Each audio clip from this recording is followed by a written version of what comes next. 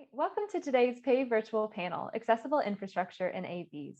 One of the most promising aspects of autonomous vehicles is the potential to offer personal autonomy to people who are not well served by today's mobility system.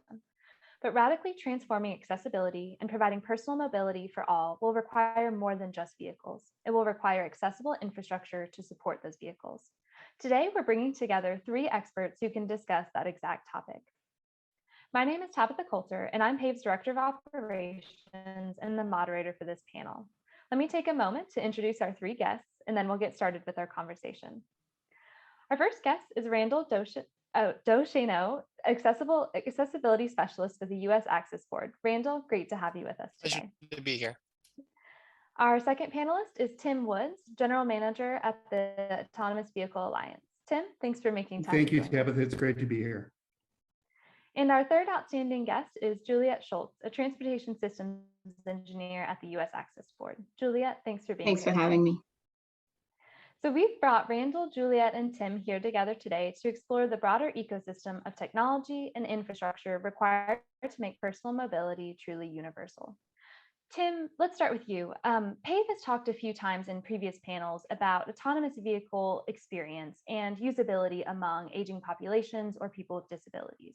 However, there are also considerations outside of the vehicles themselves that are a key part of viewing transportation holistically. Could you talk about some of those out-of-vehicle accessibility issues that are commonly faced? Yeah, I'd love to. So I'm trying to keep this as brief as possible, knowing we only have 30 minutes, but here we go. So what we've learned over the last 6 years of doing research at the AVA is, and you brought this up in just your question, is thinking holistically about mobility. By doing so, we bring in things that we consider disparate at this point in time. In other words, vehicle design, infrastructure design, the enabling digital backend, right, that is going to manage these vehicles out in the real world. By thinking holistically, we pull those pieces together and we think of them differently. In other words, how can they serve the needs of each other's to drive efficiency in the overall mobility journey? So when we start to talk about the vehicle itself, and we look outside of that vehicle, what does that mean in the implications for infrastructure? What does it mean for the implications for the digital backend? If we think in terms of the US DOT and how they think about the complete trip, which we all know is kind of a nirvana state, right?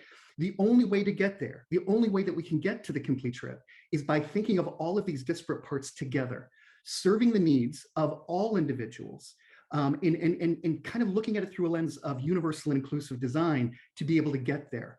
But it's bringing those pieces together. It's understanding that being a pedestrian is just as important as being in the vehicle itself, because 99% of the time we're pedestrians.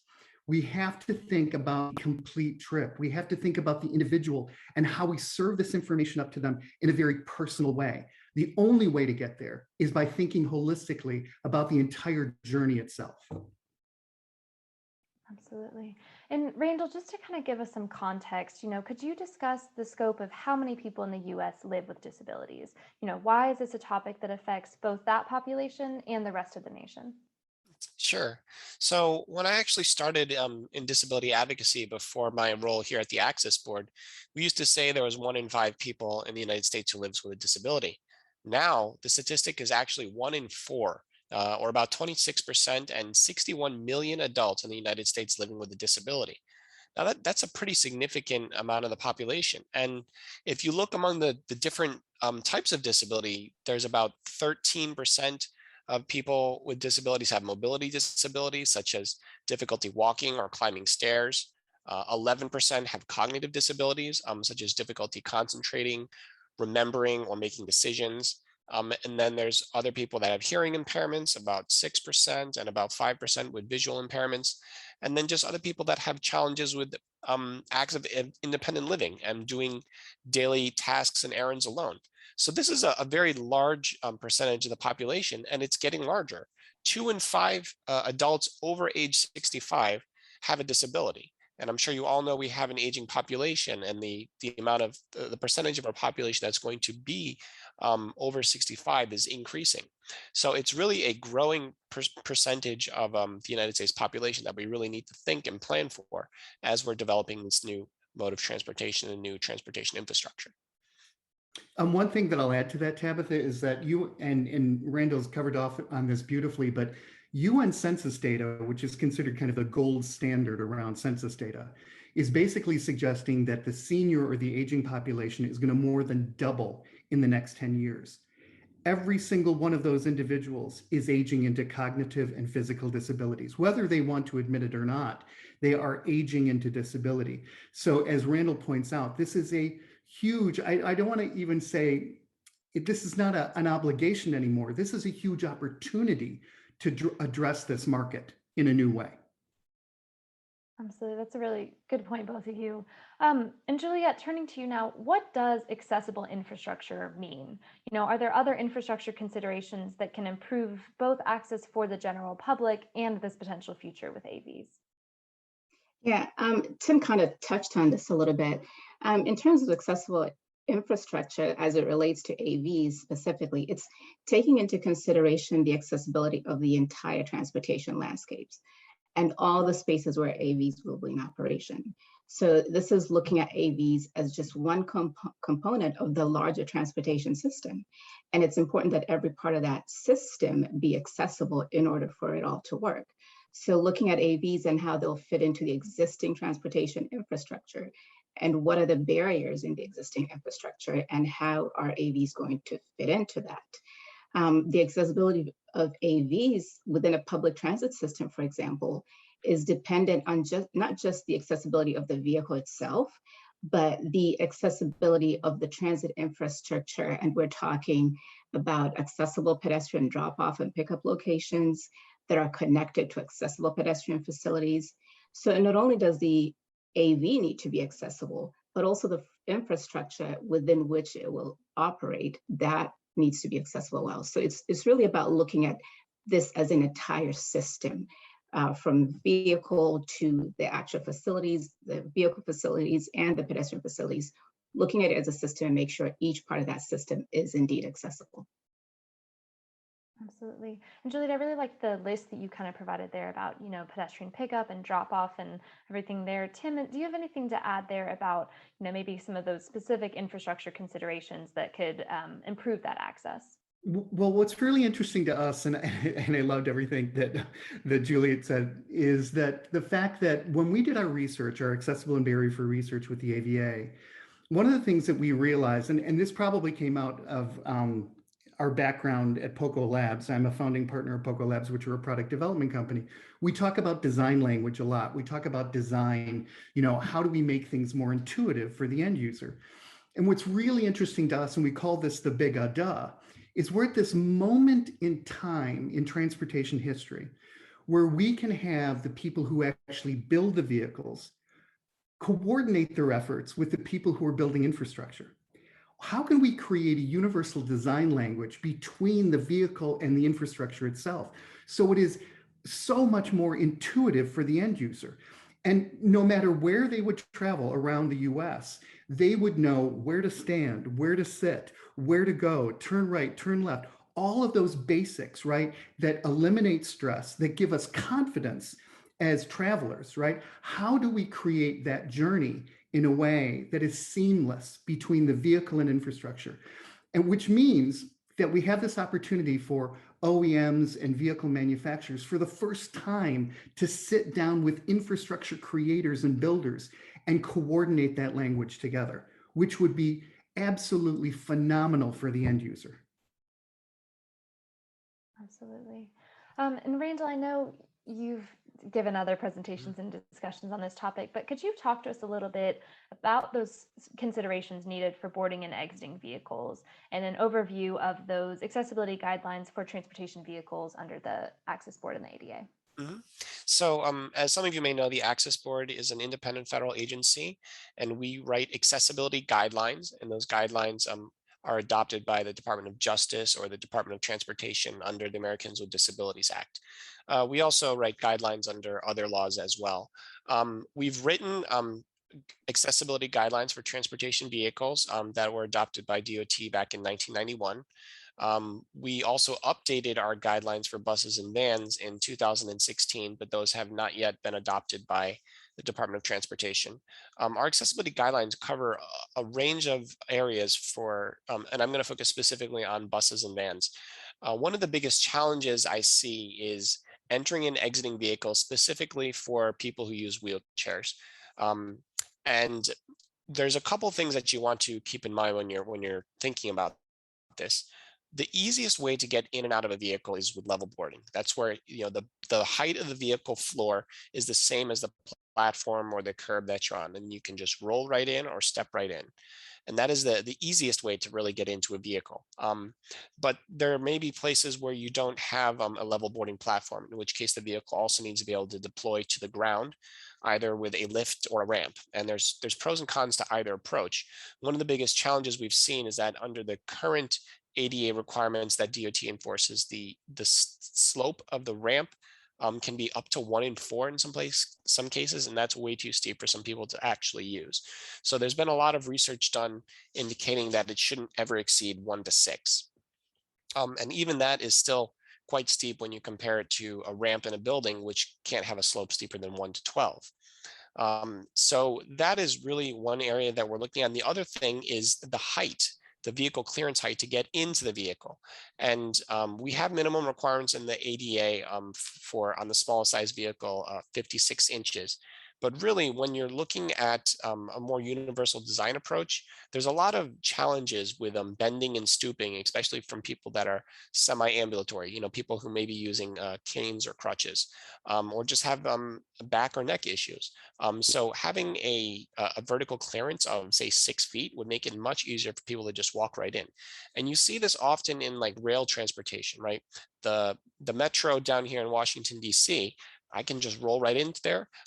And people don't have to worry about bending or stooping. We just get in really quickly and go right to our seats. So when we're thinking about entering an exit vehicle, that's where I see a lot of the challenges is getting wheelchairs into the vehicle. And so hopefully we can provide some information on how to do that.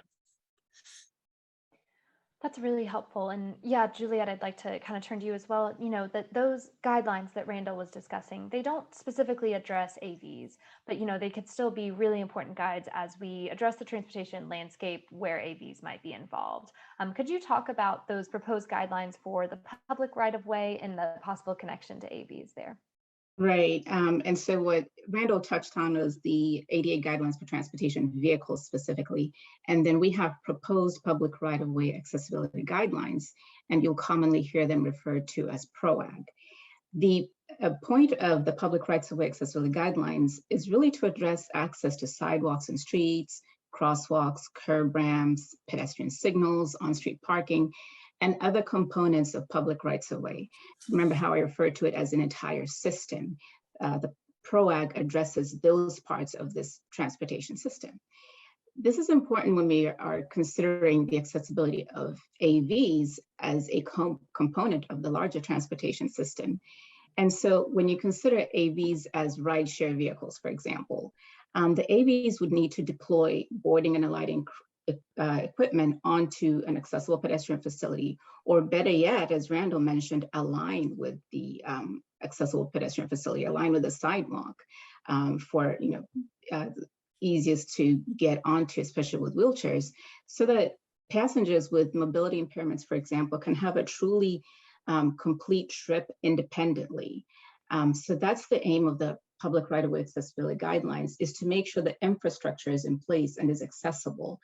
Because without that, there's lots of places where even an accessible AV, for example, in transit or rideshare, the whole system fails, right? And right now, per our publication on the reginfo.gov, where we publish our rulemaking status, right now we're looking at completing our work on the public rights-of-way accessibility guidelines late spring 2022.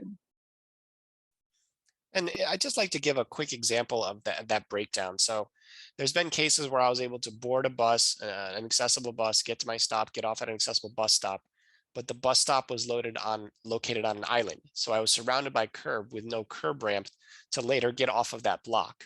And so that's just one example of how, we need to make sure that the infrastructure accessibility is also being coordinated with the vehicle accessibility, because a slight oversight like that, and then now I'm stuck someplace. So. Yeah, thanks. I also want to say, well, I'm sorry. No, you're fine.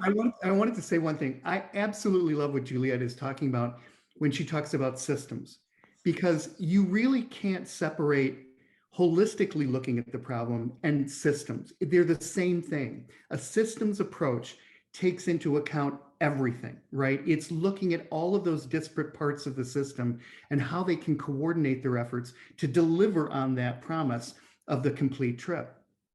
So when we kind of go forward from this and we start to talk about AVs as SAVs, you have to almost think about them as an integral part to the overall mobility assets that will be available to the end user.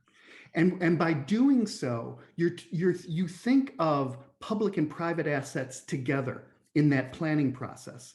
And you think about infrastructure as part of that planning process. And as Randall said, there are parts, and as Juliet said, that start to break that down because they weren't thought of from a systems approach. They weren't thought of holistically. And we need to change how we think about these things moving forward. Those are really great points. And actually, it reminds me of a question we received from somebody at General Motors who asked about, how can we promote a culture where people understand that standards set the minimum and, encourage exploring the boundaries of inclusion to people with disabilities? I know it's a big question, but Randall, you want to go Yeah, first? sure. So like I said, we're tasked by Congress to write minimum accessibility guidelines. And that's what they are. They're the minimum. ADA requirements are the minimum. So if you've met your ADA requirements, you've gotten a D, you've passed, but it's not the best you can be doing. And so we really need to get people to think about what more they can be doing for accessibility. And I think this has been part of a larger cultural shift that companies and society has taken in general to recognize, the diversity in America, whether it's for race or gender or disability, and to do more to serve the needs of those people, because we are the customers there, and there's much more that we can be doing. We can be doing the right thing, not just the bare minimum that we're legally required to do. And that's also come to the people expecting accessibility in areas even where it necessarily hasn't been regulated there. A lot of people expect the ADA to apply to places it does not, because the public perceives accessibility as a right, and it should be there. So we need to, make sure we're providing that, because when you don't, that's when, people get into trouble. I'll add to this, and I'm going to try to not to get fired by saying this, because General Motors is one of my board members. But what's really interesting is the way we've always thought about, and I'll make this directed to vehicle development, right? OEMs specifically. When they approach a new vehicle platform, it's very, very much targeted towards a very specific market segment, right? Then we go in and we do all of this research up front, and we identify their pain points, and we go in and we say, okay, well, this market segment between the ages of 28 and 38 like this kind of stuff, right? The problem with that is that we're eliminating those with disabilities. We're not bringing them into the conversation. What we do is we bring in able-bodied people into the conversation, and we talk to them about their needs, their wants, and their pain points. What we have to do moving forward is think holistically and differently about how we do vehicle development, and understand that we need to include those voices up front.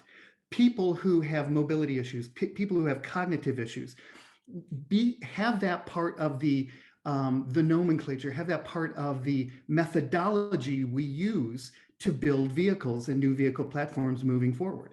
We have to include their voices in that exercise. Absolutely. Actually, I had a great conversation a couple of weeks back with the accessibility specialist at an AV company, and he was talking to me a lot about using the term usability rather than accessibility when we Mhm. discussed this. Randall, could you talk a little bit about, the principle of universal design and why usability might be a better phrase to use there?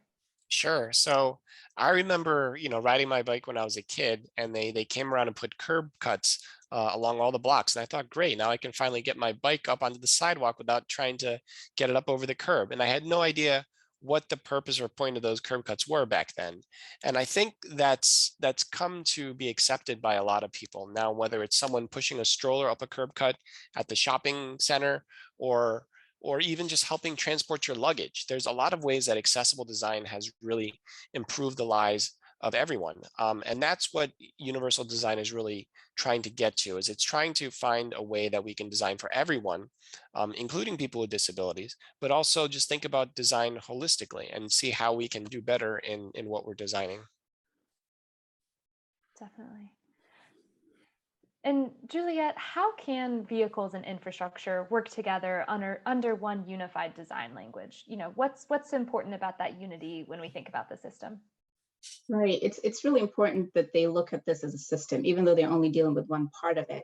So it's important for AV designers to look at how the AV is going to fit into the existing infrastructure and identify the current barriers.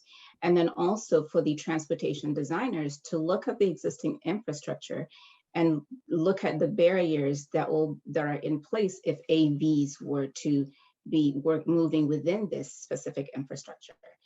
And one thing that I know when I give technical assistance, whether it's to private individuals, designers, engineers, architects, I always encourage them to, like at the city level, for example, establish a focus group of people with disabilities, various disabilities, not just mobility, but really kind of a diverse group, and kind of bounce ideas to them when you're trying to design something the public right of way. And besides the standards, which, like we mentioned earlier, establish the bare minimums, but talk to the people in your community with disabilities. Ask them how this specific design is going to work with them.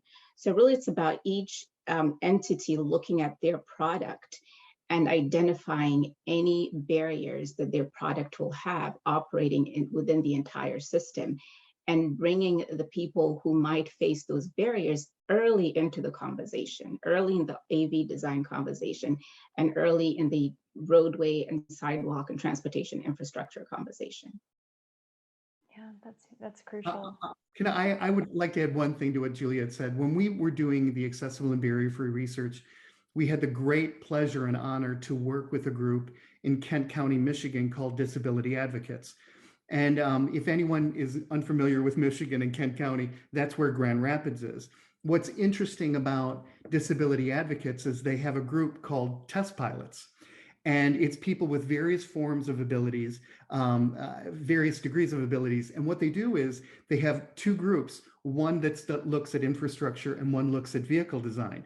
So they do an evaluation every single time they're talking about redoing infrastructure in downtown Grand Rapids, or they're talking about purchasing new assets, mobility assets for the city. And this entire group comes in and they do an evaluation. That should be the norm. That should be how we do things all across this country, and getting those voices heard in a real way, because when we do research, we do a lot of ethnography, and it's really just observing people using products, using services, things like that. That idea of bringing that to life and making that part of the overall process up front is extremely important. Absolutely. Actually, Tim, you mentioned briefly in that answer the accessible and barrier-free report that you had worked with. You'd partnered with a lot of different groups on that. And actually, one aspect of that report, and we'll drop a link to that in the chat for anybody attending, but was a series of journey maps that helped provide sample journeys by individuals with possible AV transportation methods. Could you talk us through one of those type of journey maps and the value broadly about considering those use cases? I don't know if I'm going to do it justice without seeing it, but here's what I'll tell you what the journey maps, why we did the journey maps for the accessible and barrier-free research. The research that we conducted over the course of 2020 wasn't just conducted in that year. And what I mean by that is we had already been doing 6 years of research where we had been talking with cities, where we've been talking with healthcare systems, where we've been talking with the aging ecosystem. All of that information got pulled in to the research that was conducted around accessible and barrier-free in 2020. And one of the things that we wanted to do at the back end of the report, and I encourage anyone to click on that link and take a look, is we wanted to create journey maps for various individuals with various abilities. One of them in particular was an individual who uses a white cane in Chicago. When you look at that journey map, every single bit of that journey, and it is nirvana in the sense that it's a complete trip from planning to final destination. Every single piece of that is a reflection of 6 years of research. Conversations that we were having with Chicago about the inability for anyone who lives on the south side of Chicago to directly go to the west side of Chicago, where there are a lot of jobs. When you go through that journey map, when you understand that planning process, when you look at the digital back end and how that's enabled, more importantly, when you see how the information, the critical information in real time is served up to that individual based on their very specific and personal needs, you start to understand where we're going towards this complete trip. Understanding how, if you think from a systems approach, as Juliet said, or from, quite frankly, this holistic vision where you have the vehicle infrastructure and an enabling digital back end, what we can do, all of those pieces exist. Every single one of those pieces exists, but it takes a level of collaboration and coordination that we need to embrace moving forward from this day on. Yeah, it's really important. And actually thinking about that collaboration and moving forward, we got a couple audience questions asking about what they can do. And so one I specifically wanted to point to you, Randall and Juliet, was somebody who works for a city who'd asked about suggestions for what those, especially who work for ADA Title II entities, but what they can do to help facilitate state and local government understanding that need to focus on infrastructure accessibility. Juliet, could you start us off there? Yeah, well, first and foremost, it's important that Title II entities understand their obligations under the ADA, right? So services, programs, facilities that are provided by a Title II entity need to be made accessible to and usable by people with disabilities. So it's really understanding that requirement and embracing it and integrating it into every process that the Title II entity is involved in. From designing facilities to community engagements about a project that's coming up, every aspect of what they do has to embrace that requirement, that ADA requirement under the Title II. You know, I was recently at a conference focused on website accessibility and accessibility building, software and products. And a lot of the talk was about how important it is to think about accessibility from the beginning, from the onset into the development of the project. But more than that, it was about how do we get our organization to develop a culture where accessibility is continuously thought of, where it's just part of how we do business. And I think that's what the state and local governments need to do, is make sure that accessibility is constantly in the mind of everyone that's working there and what they're doing. And it's not oh, did we meet our ADA regulation requirement checkbox and then forget about it? But it should be part of the work and part of how everything is thought of. And Randall, I know US Access Board has been involved in a lot of past conversations about this. So before we wrap up really quick, do you have suggestions on where people could go to learn more about this topic? Yeah, so the Access Board put on an AD Public Forum, and if you go to our website, all of the information is archived on there, all the recordings and presentations, etc. I'd also direct you to the good work that Tim Woods is doing. I'll let you, Tim, share a little bit more about that. Yeah, so I think actually, Tabitha, you put the link for the ITSA site. You can download the Accessible and Barrier-Free Research. Our partners in that research were ITSA and AARP. It's I would be more than happy after you download that to take any feedback. This is not, quite frankly, something set in stone. This is going to be evolving over time. And one of the things that I'd like to say before we sign off is we formed a group called the Accessible Mobility Collaborative, with multiple organizations that are coordinating their efforts around accessibility and barrier-free research. And we're building off of each other. We're not just doing rinse and repeat research. And we're moving towards the development of an accessible roadmap for AVs that will be published. The first generation of it will be published in December of this year, courtesy of SAE, who is our partner at AMC. So this is not something that is set in stone. This is evolving, and we're going to keep the dialogue up as more people listen and jump on board. Great. Well, that brings us to our 30 minutes, but what a wonderful conversation. I mean, Juliet, Randall, Tim, thank you all so much for sharing your time and experience in this field with us today. Thank you, Tabitha. Thank you. Thank you. Pleasure to be here today. Yeah, and a big thank you to our live audience, and especially all of you who submitted questions. If you'd like to follow up with PAVE or one of the panelists on this topic, please reach out to us via our website contact form or just reply to your registration email. We will be posting the full video recording on YouTube channel and website later this afternoon. Follow us at any social media at PAVE Campaign to see that once it's released, or our website at pavecampaign.org. Thank you all.